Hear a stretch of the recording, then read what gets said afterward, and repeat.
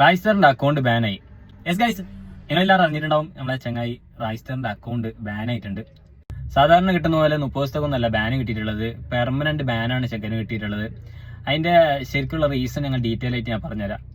ചങ്ങായാണെങ്കിൽ കുറച്ച് ദിവസം മുമ്പ് ഒരു PC വാങ്ങിയിരുന്നു. അപ്പോൾ പുതിയ PCക്ക് സാധനം മാറ്റുന്നതിന്റെ ഇടയിൽ ചങ്ങായി റീസ്റ്റാർട്ട് അടിച്ചിട്ട് നോർമൽ പോലെ ബ്ലൂ സ്റ്റാക്സ് ഡൗൺലോഡ് ചെയ്ത് ഫ്രീ ഫയർ ഡൗൺലോഡ് ചെയ്തിട്ട് ഒരു ഗസ്റ്റ് അക്കൗണ്ട് ആയിട്ട് ആദ്യം കളിച്ച് പിന്നെ അവന്റെ മെയിൻ അക്കൗണ്ടിലേക്ക് കയറിയപ്പോഴാണ് ചങ്ങായിക്ക് സോഷ്യൽ ഐലൻഡിലേക്ക് കയറിയപ്പോൾ നമുക്ക് ബാൻ കിട്ടിയത്.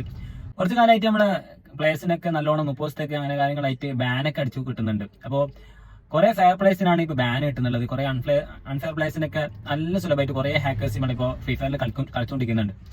അപ്പോൾ പ്രത്യേകിച്ച് നിങ്ങളോടൊക്കെ ഞാൻ പറയാനുള്ളത് എന്താ വെച്ചാൽ ഗെയിമിന്റെ രീതിക്ക് കാണാം. അപ്പോൾ ഈ ടോപ്പ് അപ്പ് കാര്യങ്ങൾ ഫണ്ട് പൊട്ടിക്കുന്നത് പരമാവധി ഒഴിവാക്കാം.